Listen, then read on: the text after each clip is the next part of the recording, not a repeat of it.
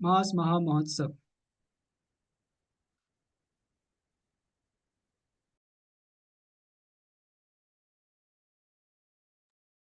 आज हम बहुत ही स्पेशल क्लास के लिए यहाँ पे एकत्रित हुए हैं, जो कि इसमें हम लोग कार्तिक के बारे में चर्चा करेंगे। कार्तिक मंथ जो है नज़दीक है, 7 अक्टूबर से 5 नवंबर के बीच में कार्तिक मंथ पड़ रहा है।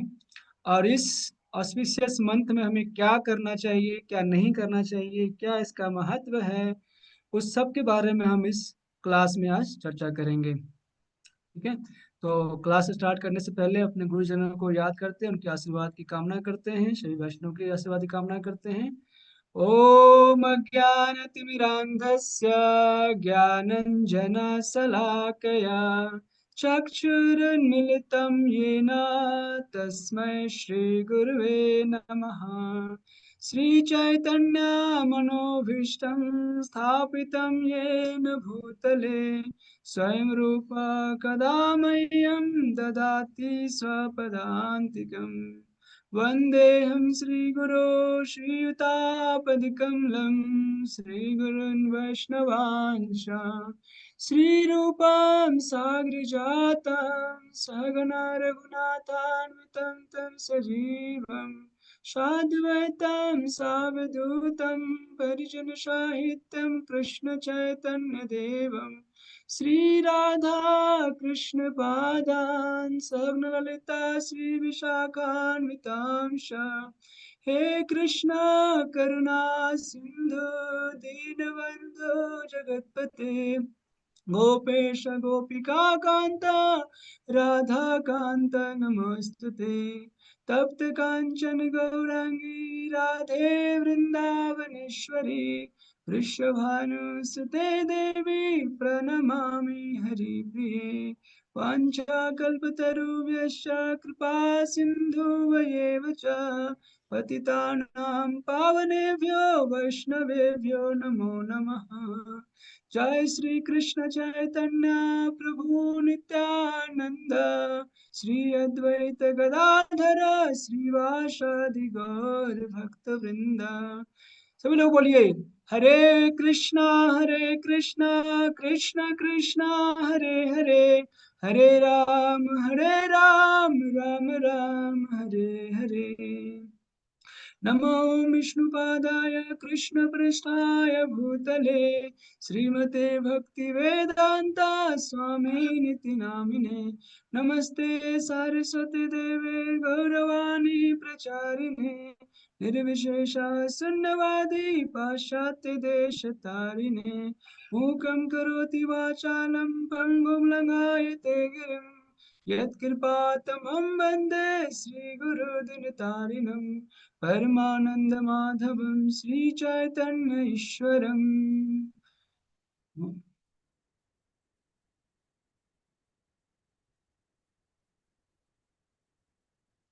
हरे कृष्णा। आप सभी भक्तों का एक बार फिर से स्वागत। तो आज हम लोग चर्चा कर रहे हैं कार्तिक मंथ के बारे में। और कार्तिक की महिमा जो है बहुत शास्त्रों में दिया हुआ है। हरि भक्ति विलास में हमारे सनातन गोस्वामी भी वर्णन करते हैं कार्तिक के बारे में। पद्म पुराण में भी वर्णन आता है और स्कंद पुराण में भी इसका वर्णन आता है कार्तिक के बारे में।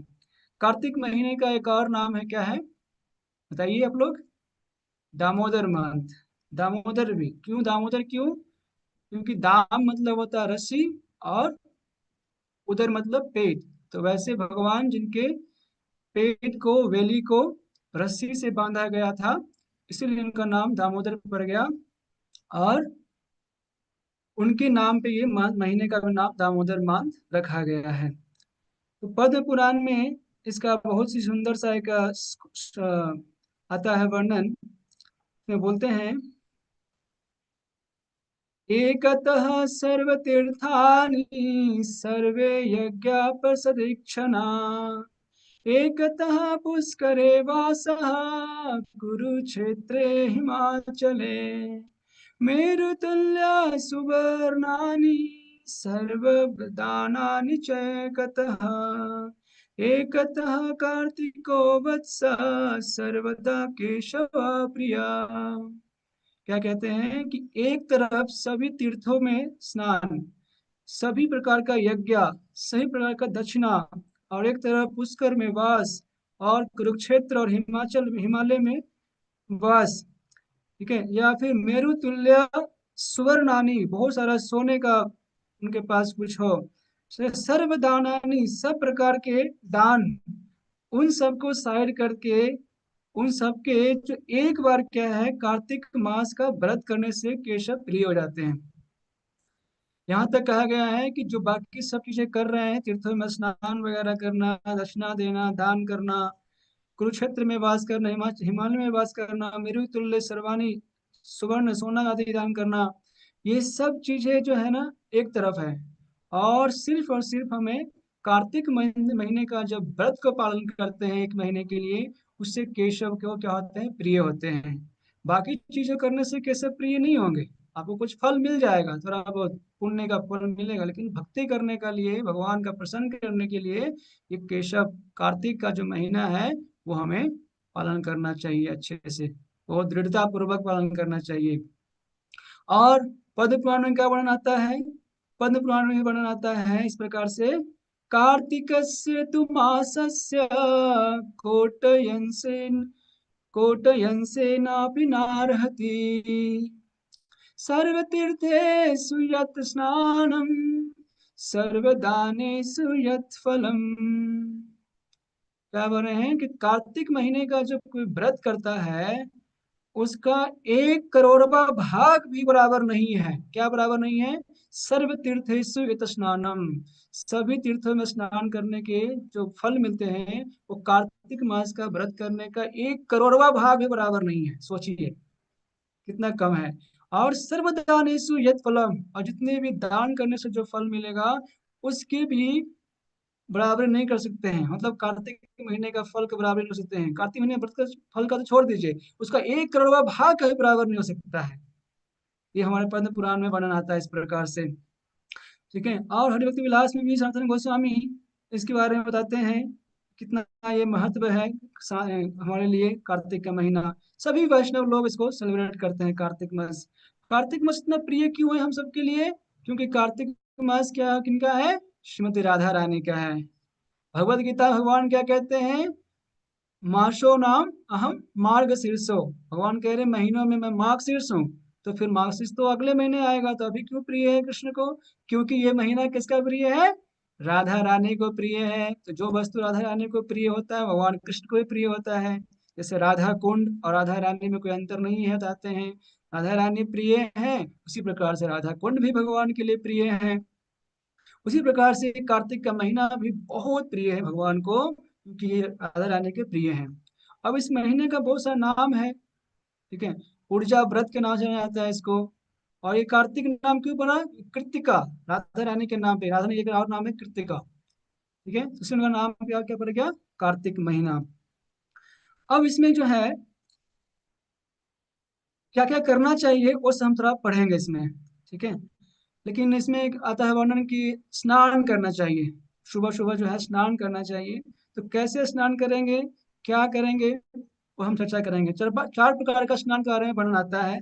एक होता है बबया स्नान, एक होता है वरुणा स्नान, एक होता है ब्रह्म स्नान और दिव्य स्नान। बबया स्नान मतलब वो धूली से स्नान करना। वरुणा स्नान मतलब सागरों में तीर्थों में स्नान करना।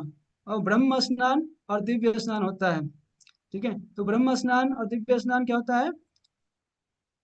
वो जो कि दूसरे जलों से करते हैं और जगह से करते हैं, बल्कि 4 प्रकार का स्नान के बारे में बताया जाता है, ठीक है। तो अब आते हैं चैतन्य महाप्रभु ने क्या किया, बाकी सब आचार्यों ने क्या किया हमारे इस कार्तिक महीने में। तो चैतन्य महाप्रभु जब साउथ इंडिया में थे, साउथ इंडिया में गए थे पर चार चतुर्मास के लिए, तो 1 महीना कार्तिक में वो साउथ इंडिया में रहे थे। वहां पे कार्तिक के महीना में उन्होंने भी कार्तिक का महीना का ऑब्जर्व किया, पूरा व्रत को पालन किया वहां पे, ठीक है।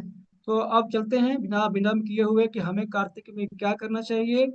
Having known the importance of Kartik महीना, कितना हमने कार्तिक महीना के महिमा को जाना, तो इसमें क्या क्या करना है हमें थोड़ा श्रवण करते हैं। तो इसमें 12 बातें मैं बताऊंगा आपको, जो अगर आपसे पॉसिबल हो तो करना चाहिए, बहुत जरूरी है। जो 12 चीजें जो हैं, 12 वस्तु जो हमें करना चाहिए कार्तिक के महीना में, आपकी भक्ति में बहुत उन्नति करेगा और भगवान केशव को भी प्रिय करेगा, राधा रानी को प्रिय करेगा।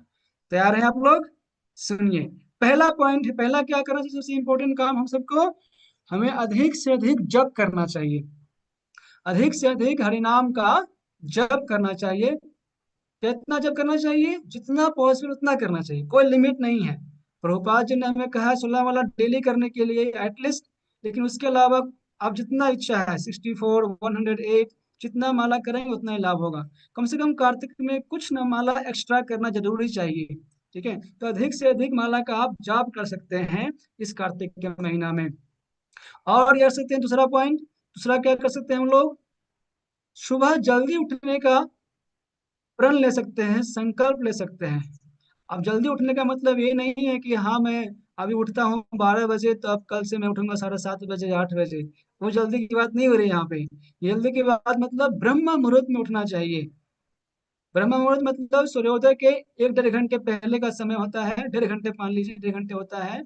और उस समय हमें क्या करना चाहिए, उठ जाना चाहिए। ठीक है, इस बात को बहुत जरूरी से समझिएगा आप लोग। ब्रह्म मुहूर्त में नहीं सोना चाहिए कार्तिक के महीना में। हालांकि आप पूछेंगे प्रभु जी सिर्फ 1 महीने क्यों नहीं, पूरे साल क्यों नहीं? पूरे साल करें तो और अच्छी बात है। हालांकि हमारे शास्त्रों में जो बताया गया है महीने महीने का कुछ व्रत, इसलिए बताया गया ताकि हमारे मुझे आदत बढ़ जाए, हैबिट हो जाए, ताकि हम पूरे साल करें इस चीज को। ठीक है, इस कार्य को हर साल करें। ठीक है, अब दूसरा चीज है, तीसरा पॉइंट इसमें क्या कर सकते हैं हम लोग, पवित्र स्नान। पवित्र स्नान करेंगे, नोट करते जाइए तीनों, पूरा सारे पॉइंट आपको काम आएगा। तो तीसरा क्या है, मान लीजिए पवित्र स्नान होना चाहिए, मतलब सनराइज होने से पहले स्नान कर लेना चाहिए।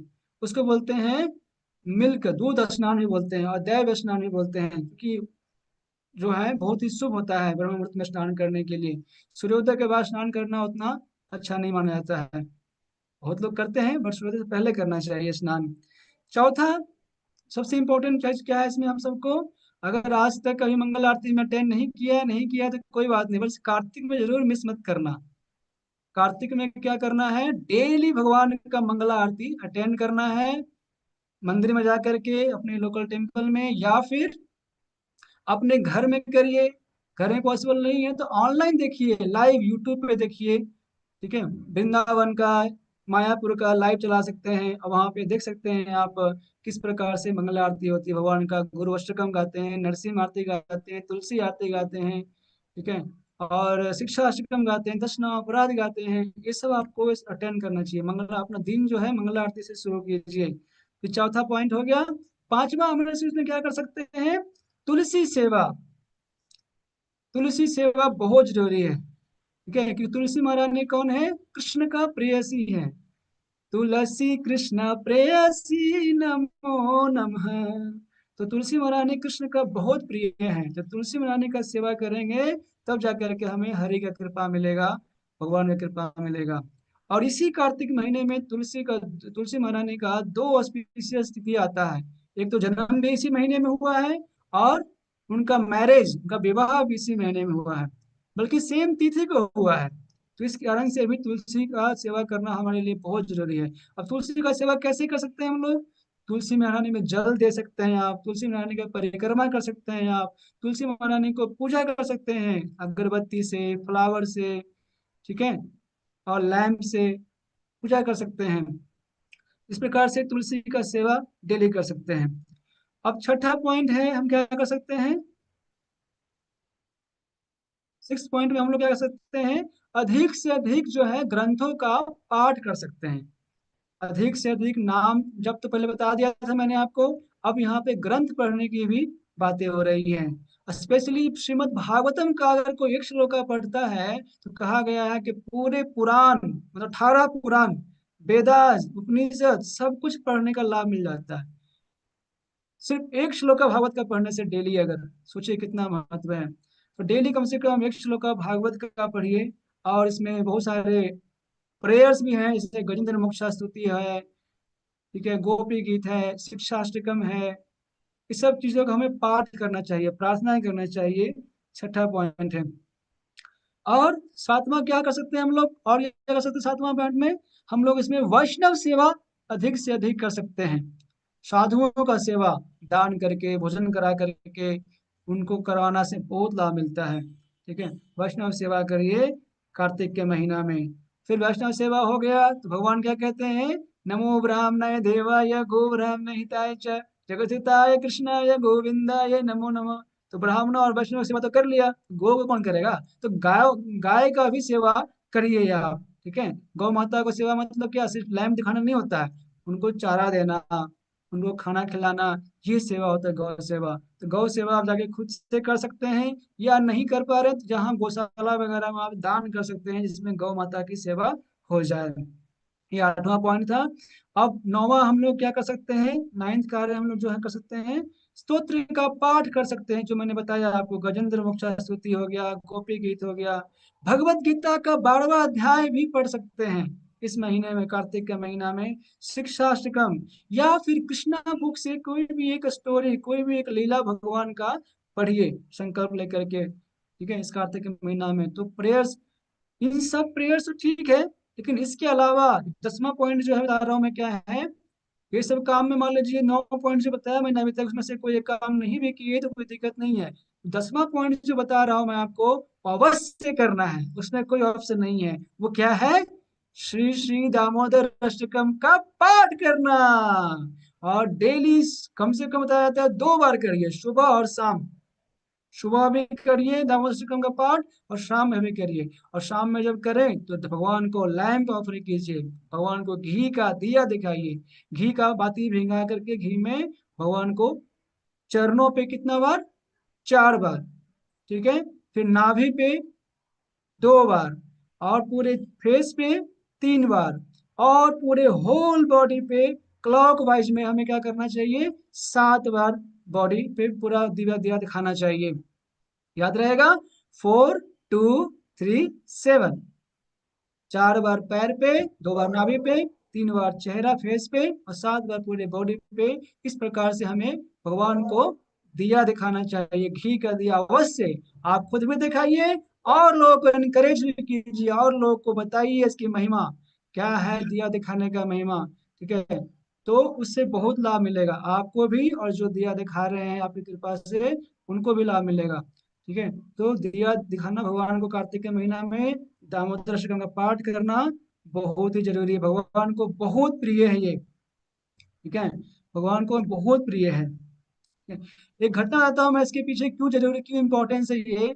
एक बार की बात है, सत्यभामा जी जो कि भगवान की अर्धांगिनी है, पत्नी है द्वारका में, सत्यभामा जी भगवान से पूछते हैं कि हे प्रभु, मुझे ये बताइए कि मैंने ऐसा क्या कार्य किया है, क्या ऐसा शुभ कार्य किया जिसके कारण से मुझे आपका पत्नी बनने का सौभाग्य प्राप्त हुआ है। तो भगवान कृष्ण कहते हैं, हे सत्यभामे, आपने कुछ ऐसा कुछ खास तो नहीं किया, लेकिन एक बहुत बड़ी काम किया है। बोले क्या, आपने कार्तिक के महीना में दीप दिखाया था मुझे, दीप दान किया था मुझे, इसी के फल से आप मुझे, आप मेरे पत्नी के रूप में प्राप्त हुए हैं, आप मेरे को पति के रूप में प्राप्त किए हो आप।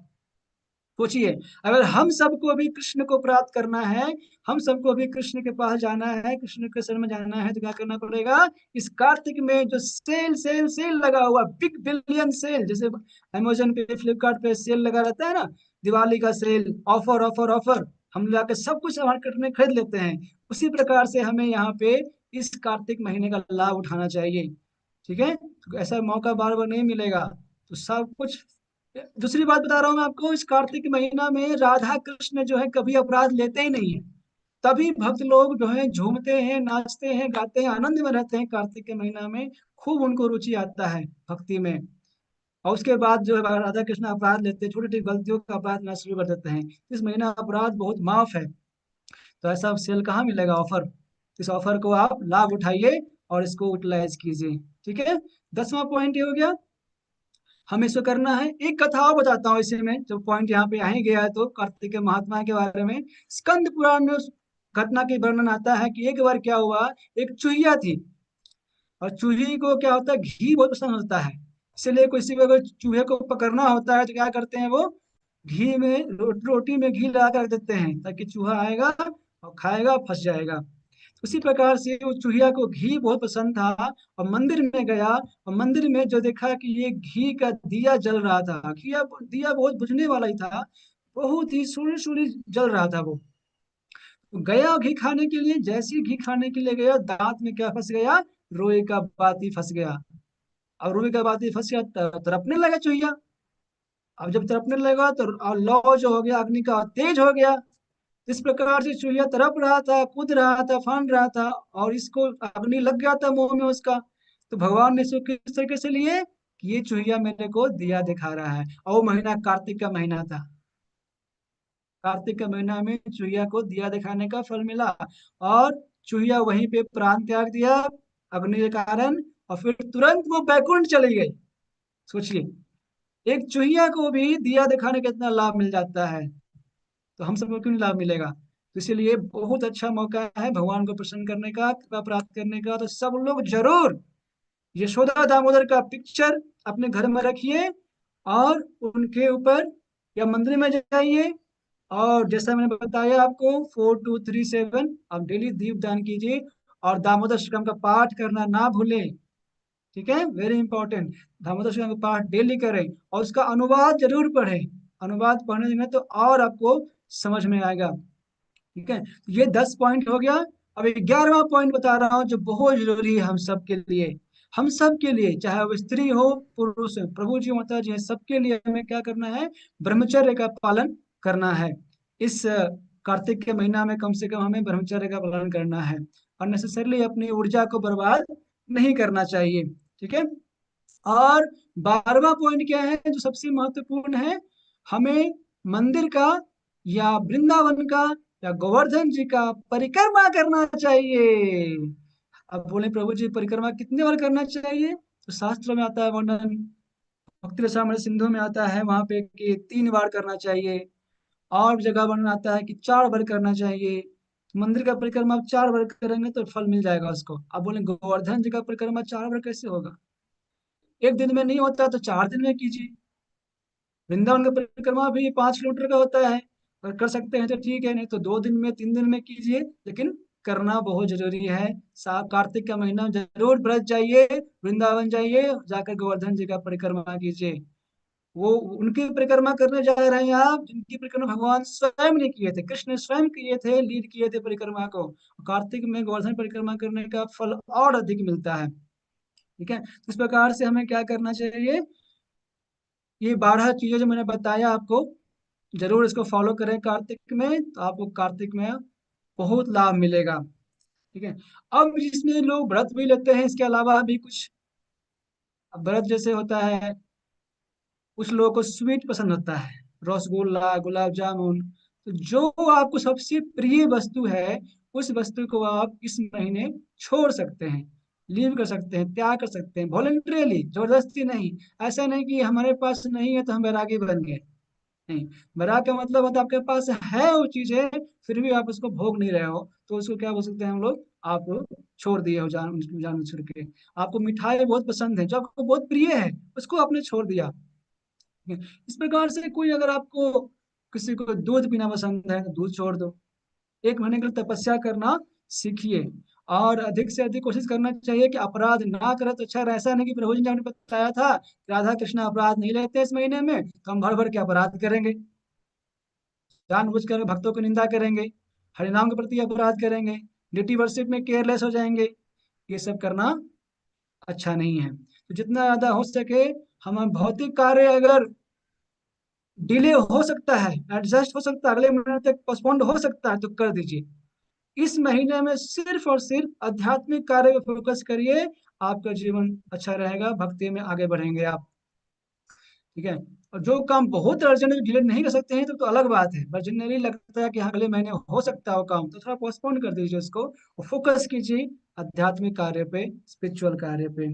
ठीक है, तो इस प्रकार से कार्तिक का महीना आप सबको बहुत ही लाभदायक हो, इसमें कामना करता हूँ। आप इन चीजों को अगर फॉलो करेंगे, जरूर लाभ मिलेगा। ठीक है, अगर आपको कोई क्वेश्चन हो तो पूछ सकते हैं मेरे को पर्सनल। ठीक है, मैं आपको जवाब दूंगा। अभी टाइम हो गया है, मैं क्लास को यहीं पे एंड करता हूँ। Thank you so much. शिला प्रभुपाद की जय। कार्तिक मास महामहोत्सव की जय। निताय निताय गौर प्रेमानंदे। हरि हरि बोल।